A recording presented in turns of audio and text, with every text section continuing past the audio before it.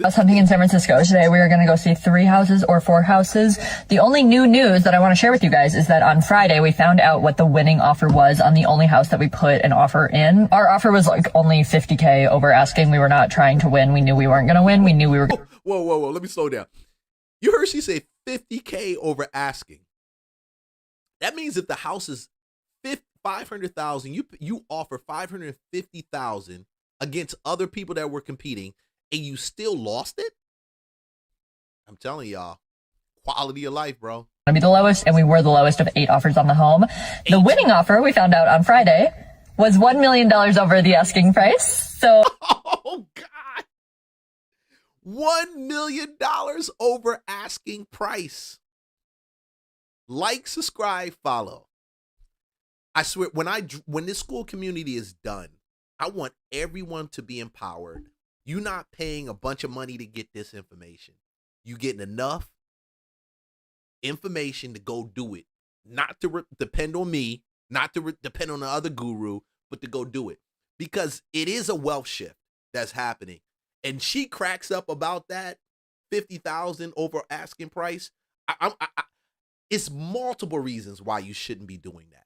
And if you think that's the best way to do it, like you're supposed to be doing that, you're like really locked in this tunnel vision. And I tell buyers that you're in this tunnel vision. You don't see left and right. And when you do open your eyes, you're in a place you didn't want to be there and you stayed longer than you wanted to stay.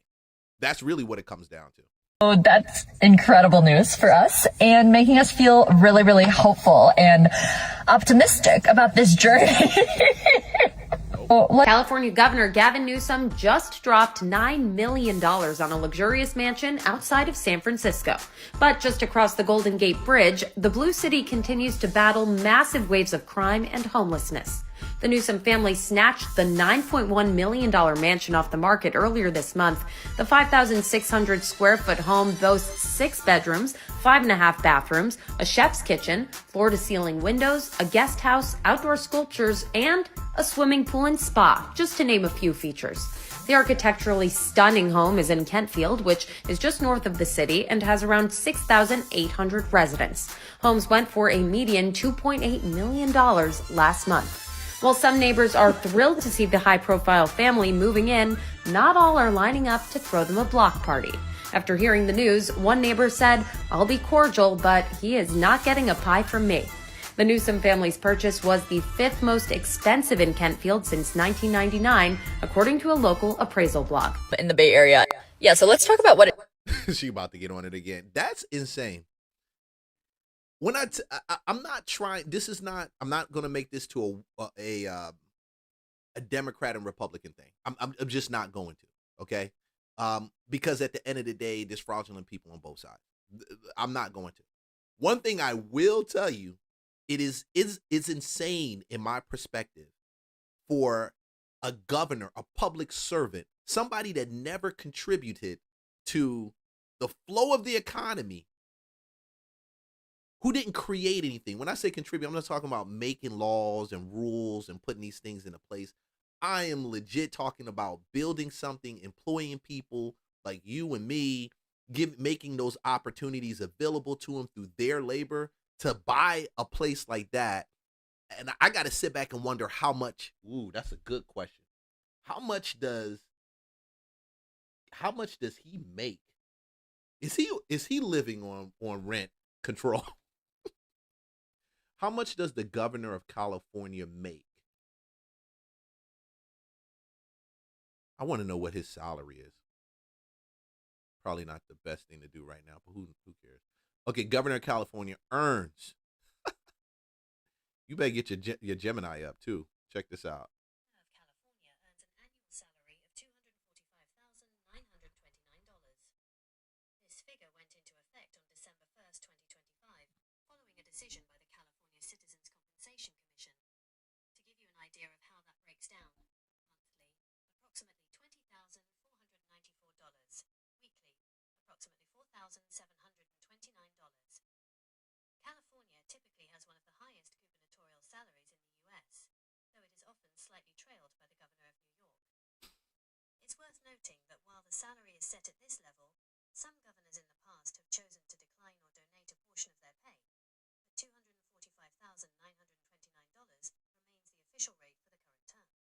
Ooh, 2,400 $245,000. I don't think he earns that amount. Honestly, I don't think he's worth that amount. I don't see anything that's worth. He actually gets paid more than the president of the United States, even though he doesn't need that money either. But he gets paid a lot. 245. So $245,000 he used to buy an $8 million spot. Come on, man. A $9 million spot. See, the mistake is these are the people that y'all put into office. And then we complain about a lot of things. And I don't live in Cali. I ain't got a dog in the fight. But it is weird to me. It's like very weird that somebody who never contributed to helping helping California citizens live a better life lives in a $9 million place. And some people can't even afford to even pay their rent. And they probably contribute more to their community and society than he does. Bro, why is this world upside down? Somebody tell me. Takes to buy a home in the Bay Area, and my thoughts on this as someone who grew up in the Midwest and was just not around the concept of you have to pay $2 million to buy a home. Okay, so all the homes that I showed in this video that we went to last weekend were listed price between 1.7 and 2.1. Okay, all of these homes were in roughly like the same like square footage range. I would say between like 1,700 to 2,200 square feet, 3 bedrooms, 2 to 3 bathrooms, like nothing outrageous, right? Like growing up to me in the Midwest, if you were to tell me you were buying a $2 million home, I'm like, you're getting a mansion. You're getting a mansion with a pool and a sauna and a guest house and 2-acre lot. Like this is what I'm expecting when you tell me you're buying a $2 million home. But that is not the reality here. The reality here is that you're lucky if you get a garage, okay? You're lucky if you get more than one parking spot. And the San Francisco housing market specifically right now has very low supply and very high demand. So most homes are going for hundreds of thousands of dollars over. No, Bay Area real estate is so unhinged because what do you mean a woman unalived her husband, her 2 kids, and herself in this San Francisco house 6 months ago, and it just sold for $700,000 over asking. So it was listed at $1.5 million and sold. So this is a common thing in Cali, which I didn't understand or know, and I had to do some research on it. That would blow people living in Atlanta out the water. All of y'all in Atlanta shout, "Oh no!" Because I don't see how I would actually do that. I couldn't advocate as an agent for any of my clients to actually do that. As a broker, I probably would go out of business because I'm sitting back like, damn, don't do that.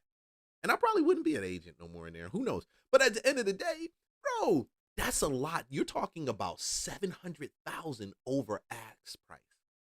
The most I've actually sold a house for a fix and flip project that I've done has been about $35K over ask price. And I thought that was crazy. I said, damn, they're about to pay $35K over the ask price.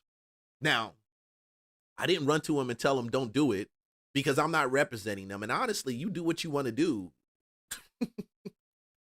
There's a fool born every minute, you know? Oh, no. You can do it.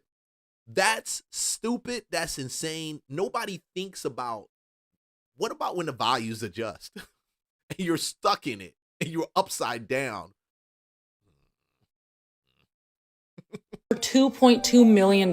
If people want to live in San Francisco that bad, couldn't be me. Just trying to like, get used to the process of like putting offers down, not getting accepted because like that is sort of the name of the game here unless you get lucky. So we put in our offer. It was only like $50K above asking, which is nothing here. And our agent told us that they got 8 offers on the home. They went with the highest one. Ours was the lowest one. Despite us writing a cutie letter about how great and fun and how excited we are to live in their home, they didn't choose us, okay? But again, that's just the name of the game. It is a... Hold on.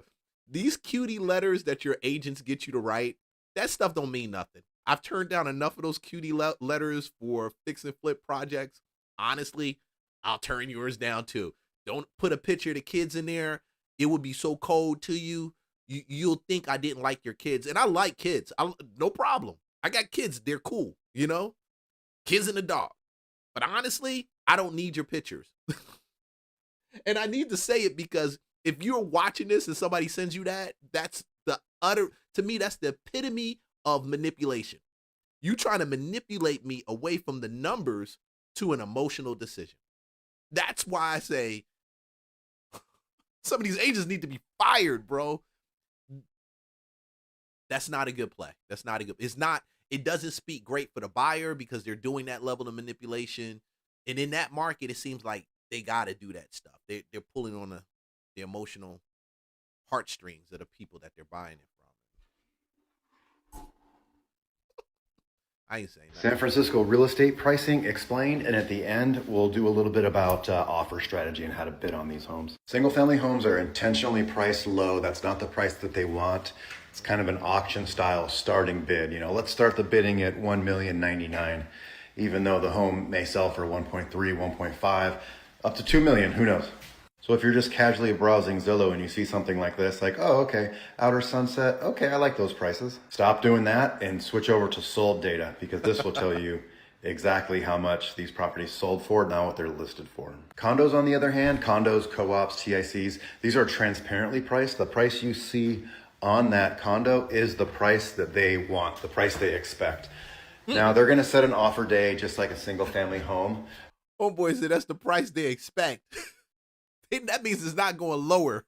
That means you're still going to have multiple offers and be competing against other people, but it won't be lower than what they put on there. And remember, I told you when we started this, condos are the very first thing to collapse when the market starts to fall. Condos are the very first thing to go. They're going to drop like a hot pocket. And they're doing it already in multiple metropolitans. But more times than not, they're not going to get multiple offers on that offer day. You'll see condos that sit on the market for 3 weeks, 4 weeks. A couple of months even, and those are the ones that will sell for list price or maybe even below. But yeah, if you see condos that are, so you're gonna end up getting the leftovers, what nobody wants. Man, Cali, bro, man, y'all got the game out there, bro. Y'all got game. Y'all got some of the best hip hop artists. Y'all got Pac. I was ready to go to Cali when Pac was there. I was ready to go. I was like, man, I think I'm supposed to move to Cali. Pac is out there. That's the life. I ain't know no better. Trust me. Ain't know no better. Ain't no better. Got the money, the women. I ain't gonna finish the rest of what Kendrick say. But at the end of the day, bro, can you live with that? You'll never buy a house. You'll be in rent control for the rest of your life. only taking 10 to 14 days to sell. After 2 weekends, they have an open house, an offer day. Those ones are probably going for a little bit over the list price because they did get a lot of activity. They did price it correctly, and they're getting a lot of people in the door, and they're getting multiple offers. So they do auctions. Everything is, so if they're auctioning what you buy, I'm pretty sure they're auctioning what you rent also, or even putting it in a position where you just can't walk in and just rent it.